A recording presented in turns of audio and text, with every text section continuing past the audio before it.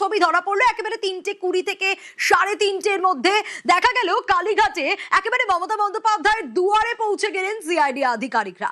কালীঘাট ক্যামক স্ট্রিটে সিআইডি তল্লাশি চললো। হ্যাঁ, কালীঘাটেও যেরকম চললো ঠিক সেরকম ক্যামক স্ট্রিটে অভিষেক বন্দ্যোপাধ্যায়ের অফিসেও চললো সিআইডি তল্লাশি। কিন্তু প্রশ্ন যে কেন এই তল্লাশি চললো, তার কারণ বিগত কয়েকদিন ধরে সিআইডি তদন্ত করছে বিধানসভায় তৃণমূল বিধায়কদের সই জালের তদন্ত।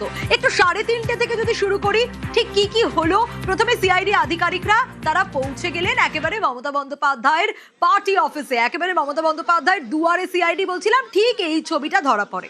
আর এই সময় কি হয়, তাদের বাধা দেওয়া হয়, মানে ভিতরে তল্লাশি চালাতে দেওয়া হয় না বা ভিতরে ঢুকতে দেওয়া হয় না। বিকেলে হরিশ চ্যাটার্জি স্ট্রিটে একেবারে ঠিক এরকমই একটা টান টান উত্তেজনার পরিস্থিতি তৈরি হয়। এলাকা একেবারে ঘিরে ফেলে, ঠিক যে ছবিটা আপনারা দেখছেন, সিআইডি, পুলিশ, কেন্দ্রীয় বাহিনী। কারণ সিআইডি কে ঢুকতে বাধা দেয় কে দেয়? প্রাক্তন তৃণমূল সাংসদ এবং এবার 2026-এর বিধানসভা নির্বাচনে যিনি বেহালা পূর্ব থেকে তৃণমূলের প্রার্থী হয়েছিলেন, সেই শুভাশিস চক্রবর্তী। শুভাশিস চক্রবর্তী একেবারে সিআইডি আধিকারিকদের সঙ্গে বচসায় জড়িয়ে পড়েন। একটু সেই সময়কার ছবিটা দেখাই, ঠিক কি পরিস্থিতি হয়েছিল। আমরা উদ্বোধন কর্তৃপক্ষকে জানিয়েছি দিল্লিতে, ওরা আপনাদের কাছে মেল করছে, টাইম চাওয়ার জন্য মেল চাই করছে। ঠিক আছে, আমরা এখন এসছি তো, আমরা এখন আপনাদের ইমেলে জানাচ্ছি। আমরা এখন আপনাকে বলছি আপনাকে ঢুকতে দিতে হবে। আমি দাদা, আমার তো অধিকারই নেই। না, অধিকার নেই, আপনি কি অধিকারী এখানে বসে আছেন সেটাই তো আমি জানি না। আমি নেই তো, সেই ওনার তো একটা ওনাকে identity বললাম আছে। যে আমি দিল্লিতে জানলাম, ওরা বললাম ওনার তো একটা identity ওরা দিল্লিতে আছে। বলে আমরা কথা বলছি। আমি এবারে বাইরে ওনার একটা আইডেন্টিটি আছে, উনি সিকিউরিটি অফিসার আছে। আমার কোনো এখতিয়ার নেই, কোনো আইডেন্টিটি ছাড়াই ঢুকতে দিচ্ছে না। আমার এখতিয়ার নেই। এখতিয়ার নিতে হলে ঢুকতে দিচ্ছে না। আমি বলতে পারবো না। মানে ওনাদের কথা না, আপনার কথাই বলছি। আমাকে যা পার্টি অফিসে বললো যে আমরা কথা তাহলে আপনি গেটটা খুলে দিন। আমি মানে এইটা কিন্তু আপনি বাধা দিলেন, আপনি কিন্তু বাধা দিলেন, আপনি বাধা দিলেন। না না, without having any power you are not allowing us. CID আধিকারিকরা বলছেন আপনি বাধা দিলেন। হ্যাঁ, শুভাশিস চক্রবর্তীকে এই কথাই বললেন সিআইডি আধিকারিকরা। কিন্তু এইভাবে বাকবিতণ্ডা চলতে থাকে, বচসা চলতে থাকে। তারপর শেষ পর্যন্ত কি হয়? শেষ পর্যন্ত এই ছবিটা ধরা পড়ে। মমতা বন্দ্যোপাধ্যায়ের পার্টি অফিসে সিআইডি আধিকারিকরা ঢোকেন প্রায় 3:30 থেকে, অনেকগুলো ঘন্টা এইভাবে চলতে থাকে এবং তারপর সিআইডি আধিকারিকরা ঢোকেন এবং প্রায় 1 ঘন্টারও বেশি সময় তারা থাকেন। 1.5 ঘন্টারও বেশি সময় সিআইডি আধিকারিকরা তল্লাশি চালান ভিতরে। ঠিক এই ছবিটা ধরা পড়ে। কালীঘাটে সিআইডি তল্লাশি চলাকালীন কি ছবি ধরা পড়ে? যখন সিআইডি আধিকারিকরা ভিতরে ঢুকে গেছেন, তখন সেখানে বিধায়ক কুণাল ঘোষ ও মদন মিত্র তারা পৌঁছে যান।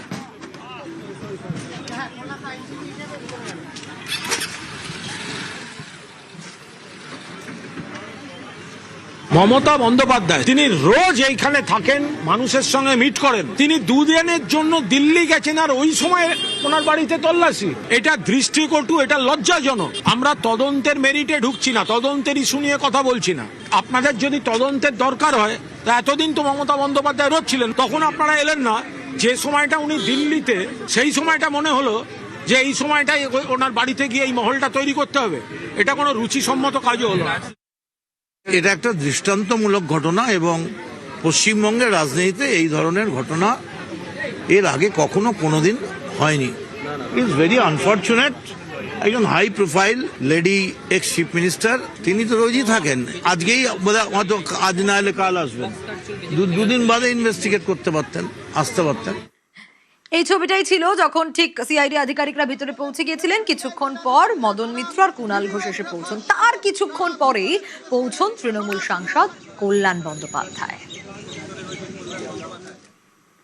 ওনারা এসেছিলেন মমতা বন্দ্যোপাধ্যায়ের অফিস সার্চ করার জন্য। ওদের বক্তব্য হচ্ছে যেহেতু 30B হরিশ চ্যাটার্জি স্ট্রিটে রেজুলেশন নেওয়া হয়েছে, অতএব রেজুলেশনের কপি এখানে আছে। আমি বললাম যেখানে মিটিং হয় সেখানেই কি হয়? বলা হয় যেখানে মিটিং হয় সেখানে রেজুলেশন থাকে। অথচ অভিষেক ব্যানার্জিকে রেজুলেশন নিয়ে দেখা করতে বলেছে। This is not in accordance with law, because Mamata Banerjee is not in a picture. Neither any FIR has been lodged against Mamata Banerjee, nor she has been called as a witness anywhere. This is a vindictive attitude initiated by Shubhendu Adhikari. These resolutions, copy of the resolutions have been filed yesterday before the Calcutta High Court. And copy has been served upon the Speaker, upon the Rituproto Banerjee and also others. বাইরে যখন এটা হচ্ছে ভিতরে তল্লাশি চালাচ্ছেন CID আধিকারিকরা। বেশ কিছুক্ষণ তারা তল্লাশি চালান আর তারপর কালীঘাটে মমতা বন্দ্যোপাধ্যায়ের পার্টি অফিস থেকে বেরিয়ে যান এবং শুভাশিস চক্রবর্তী তিনি সিজার লিস্ট দেখান এবং বলেন যে কোনো জিনিস বাজেয়াপ্ত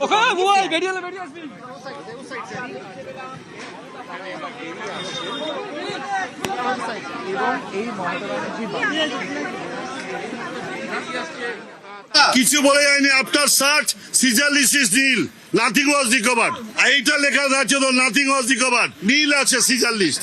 after search seizure list is nil. এবার প্রশ্ন হচ্ছে যে এই মমতা বন্দ্যোপাধ্যায়ের পার্টি অফিস সেখানে কেন পৌঁছে গেলেন সিআইডি আধিকারিকরা? বিধানসভায় সই জাল তদন্ত তারা করছেন। কালীঘাটের পার্টি অফিসে পৌঁছানোর কারণটা কি? পৌঁছানোর কারণটা হচ্ছে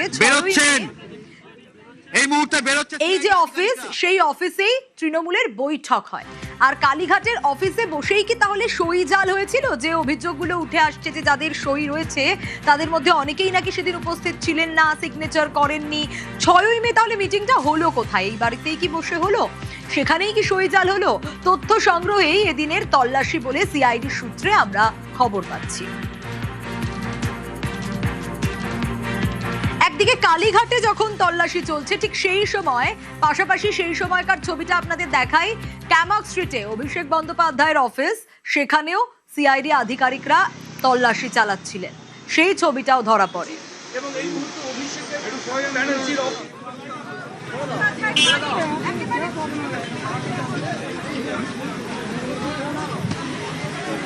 आप लोग तो पहले कैसे कर रहे हैं? पहले भी पुलिस आने के लिए नहीं दे रहे थे रास्ता में, अब आप लोग फर्क क्या हुआ? क्या होगा ये रख के? সেই সময়কার ছবি আপনাদের দেখাচ্ছি। একদিকে কালীঘাট আর একদিকে ক্যামক স্ট্রিট। কালীঘাটেও মমতা বন্দ্যোপাধ্যায়ের পার্টি অফিসে সিআইডি আধিকারিকরা তল্লাশি চালান এবং তারপর বেরিয়ে যান কিছুক্ষণ পর। অন্যদিকে অভিষেক বন্দ্যোপাধ্যায়ের অফিসেও সিআইডি আধিকারিকরা পৌঁছে যান। এবার প্রশ্ন হচ্ছে, অভিষেক বন্দ্যোপাধ্যায়কে তো অনেকবার ডাকা হয়েছিল, কিন্তু তারপরেও অভিষেক বন্দ্যোপাধ্যায় কিন্তু হাজিরা দেননি। হ্যাঁ, আজকে তার ক্যামক স্ট্রিটের অফিসে সিআইডি আধিকারিকরা পৌঁছে যান, তল্লাশি চালান, কিন্তু অভিষেক বন্দ্যোপাধ্যায় তাকে তো এর আগে 3বার হাজিরা দিতে বলা হলো। তাহলে তিনি 3বারই হাজিরা দিলেন না, এড়িয়ে গেলেন। কি কি প্রসঙ্গ দেখালেন, কি কি অজুহাত দেখালেন? হাজিরা এড়িয়ে সময় চাইলেন অভিষেক বন্দ্যোপাধ্যায়। সইজাল তদন্তে তলব করার পর অভিষেক বন্দ্যোপাধ্যায় সময় চেয়ে চিঠি দিলেন সিআইডিকে। কলকাতার বাইরে রয়েছেন বলে চিঠি, এটা তো এইবার কলকাতার বাইরে রয়েছেন বললেন। প্রথমবার কি বললেন? প্রথমবার বললেন তিনি অসুস্থ, দ্বিতীয়বার বললেন তিনি দিল্লিতে, তিনি আসতে পারবেন না, আর আজ বললেন যে কলকাতার বাইরে রয়েছেন তাই হাজিরা দিতে পারবেন না। সিআইডিকে চিঠি পাঠিয়ে সময় চেয়ে নিলেন।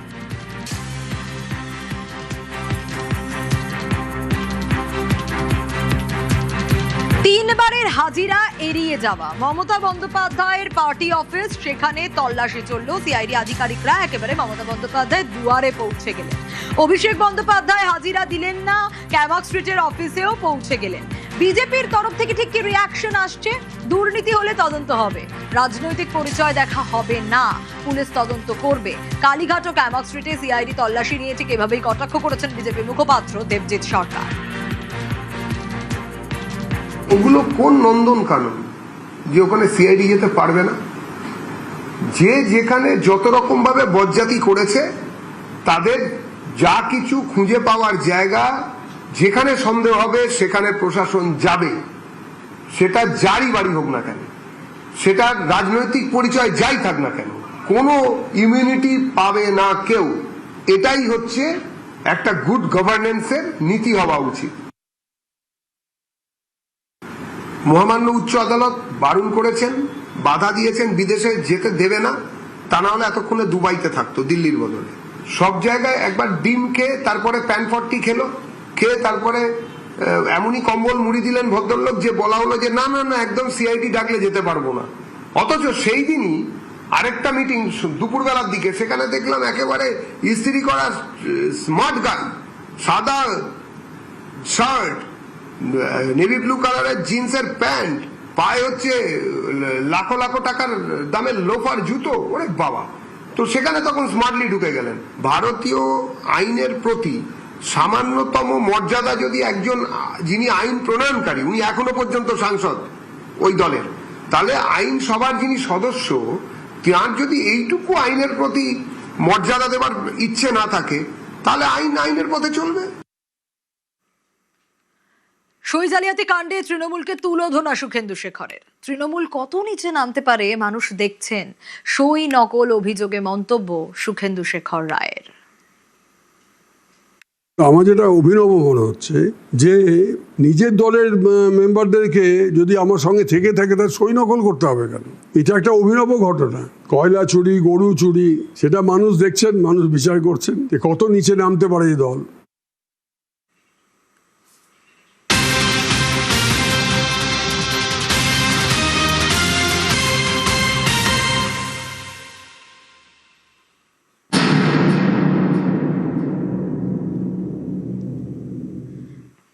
প্রশ্ন উঠছে, এবার কি দিল্লিতেও মমতা বন্দ্যোপাধ্যায়ের যে জায়গা রয়েছে সেটা হাতছাড়া হচ্ছে? কারণ দিল্লির যে অফিস সেটাও কি তৃণমূলের হাতছাড়া হচ্ছে? কারণ দিল্লিতে পার্থ ভৌমিকের বাংলো, সেখানেই নাকি তৃণমূলের অফিস। কেন হাতছাড়া হচ্ছে এই প্রসঙ্গ উঠছে, আবিরের কাছ থেকে জানার চেষ্টা করব। আবির, এবার দিল্লিতে কি তৃণমূল অফিসের ঠিকানা বদল হচ্ছে নাকি হাতছাড়া হচ্ছে?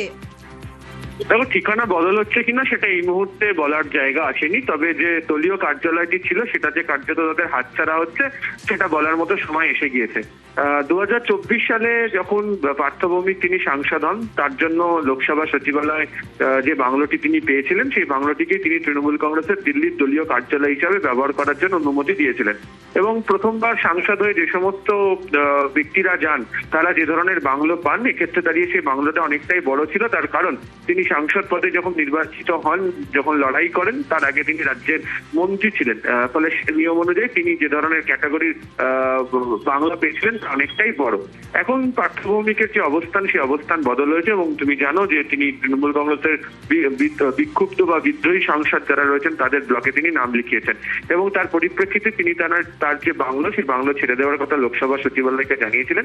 লোকসভা সচিবালয়ের তরফ থেকে একটি চিঠি তাকে পাঠানো হয়েছে এবং তাকে উল্লেখ করা হয়েছে তার সেই বাংলোর বদলে তাকে হুগলি বলে একটি আবাসন রয়েছে, সেখানে তার একটা ফ্ল্যাট সেখানে তাকে দেওয়া হচ্ছে, তাকে সেখানে সরে যেতে হবে এবং নিয়ম অনুযায়ী তিনি সরে গেলেই সেই বাংলো লোকসভা সচিবালয় নিজেদের হাতে নিয়ে নেবে এবং এক্ষেত্রে দাঁড়িয়ে যে দলীয় কার্যালয় থাকার সম্ভাবনা সেটার কার্যত রইল না। বেশ,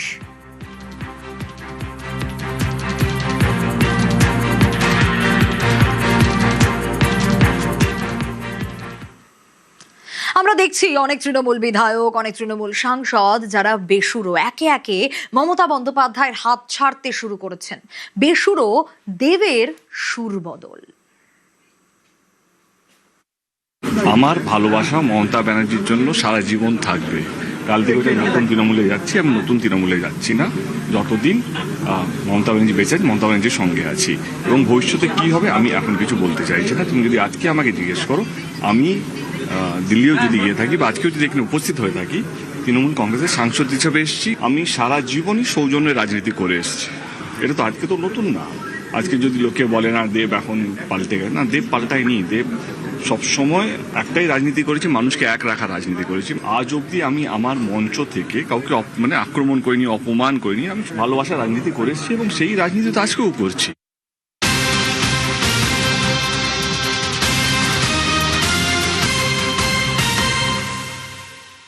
দেখছেন তো, দিকে দিকে ডিম থেরাপি চলছে। একেবারে নেতা মন্ত্রী প্রাক্তন যারা, তাদেরকে ডিম ছুটছে। প্রাক্তন মন্ত্রী উজ্জ্বল বিশ্বাস এবার সেও গ্রেপ্তার। হ্যাঁ, একের পর এক তৃণমূলের নেতারা তারা গ্রেপ্তার হচ্ছেন, কারণ একাধিক অভিযোগ তাদের বিরুদ্ধে। এবার গ্রেপ্তার প্রাক্তন মন্ত্রী উজ্জ্বল বিশ্বাস। ঠিক কি অভিযোগে গ্রেপ্তার, সমীর রয়েছে আমার সঙ্গে। সমীর, দেখাশোনায় যেটা জানা গিয়েছে যে অভিযোগ তার বিরুদ্ধে তিনি ত্রাণের সামগ্রী পাচার করছিলেন বা অন্য জায়গায় বিক্রি করার চেষ্টা করছিলেন এবং এই ঘটনার সূত্রপাত আজ দুপুরে এই মন্ত্রী উজ্জ্বল বিশ্বাসের বাড়ির কাছে যে ট্রাক দাঁড়িয়েছিল এবং সেই ট্রাককে রোধ করা হচ্ছিল ত্রাণের ত্রিপল যেগুলো সরকারি বলে জানা গিয়েছে এবং এরপরে কিন্তু স্থানীয় লোকজন সেই ট্রাক দিকে বিক্ষোভ দেখাতে থাকে এবং পরবর্তীকালে প্রচুর পরিমাণ এলাকার লোকজন জড়ো হয় সেখানে এবং বিজেপি কর্মীরা জড়ো হয়। তারা ওই বাড়িতে তল্লাশি চালান এবং তল্লাশি চালিয়ে দেখা যায় উজ্জ্বল বিশ্বাসের বাড়িতে মজুদ রয়েছে প্রচুর ত্রাণের সামগ্রী, শাড়ি, কম্বল এবং ত্রিপল এবং খবর পেয়ে পুলিশ সেখানে এসে পৌঁছয়। মন্ত্রী উজ্জ্বল বিশ্বাসকে ঘিরে বিক্ষোভ দেখানো হয় এবং তাকে ডিম ছুড়ে মারা হয়। এরপরে পুলিশ তাকে আটক করে নিয়ে যায়। পরবর্তীকালে বিজেপি কর্মীরা তারা লিখিত অভিযোগ দায়ের করেন যে ত্রাণের সামগ্রী বিতরণ না করে বিক্রি করা হচ্ছিল, অন্য জায়গায় বিক্রির চেষ্টা করা হচ্ছিল এবং এই লিখিত অভিযোগের ভিত্তিতে কিন্তু পুলিশ পরবর্তীকালে মন্ত্রী উজ্জ্বল বিশ্বাসকে গ্রেফতার করে এবং আগামীকাল তাকে কৃষ্ণনগর জেলা আদালতে তোলানো হবে বলে জানা গিয়েছে। সোনিয়া। বেশ, এবং এই ঘটনা নিয়ে সকালে রীতিমতো উত্তেজনার পরিস্থিতি তৈরি হয়। হ্যাঁ, একেবারে প্রচুর সরকারি ত্রাণ উদ্ধার ঘিরেই উত্তেজনা। মন্ত্রীর বাড়িতে এই যে কিরকম অবস্থা হয় দেখুন, বিক্ষোভ, ভাঙচুর, ধস্তাধস্তি এবং সেখানে ডিম ছোড়া হয়। উজ্জ্বল বিশ্বাসকে লক্ষ্য করে বিক্ষোভকারীরা ডিম ছোড়েন তারই বাড়িতে। দেখুন,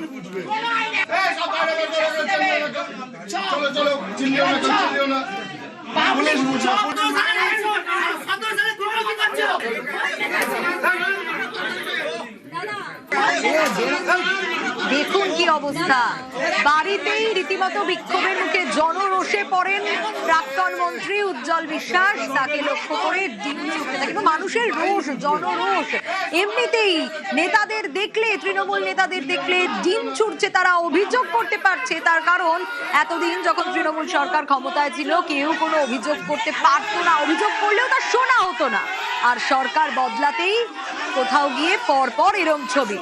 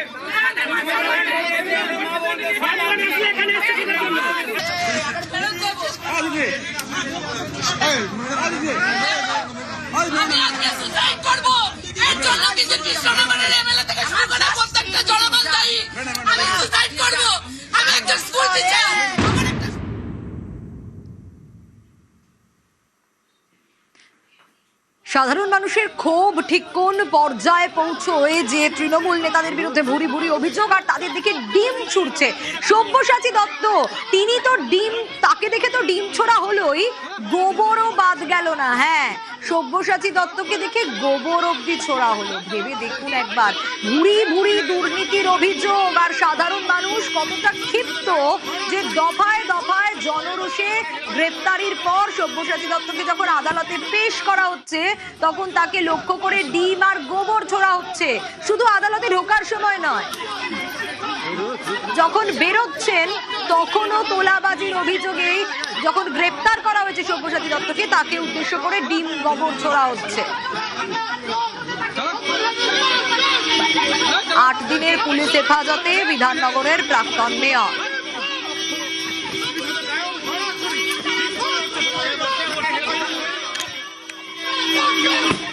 নয় তৃণমূল নেতাদের দেখে ডিম ছোড়া হচ্ছে, নয়তো গোবর ছোড়া হচ্ছে, নয়তো জুতো ছোড়া হচ্ছে, আর চোর চোর স্লোগান তো রয়েছে।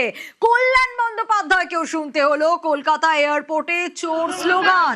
কল্যাণ বন্দ্যোপাধ্যায়কে দেখে চোর স্লোগান, আর মেজাজ হারিয়ে ফেললেন তৃণমূল সাংসদ, একেবারে তেড়ে গেলেন। দেখুন,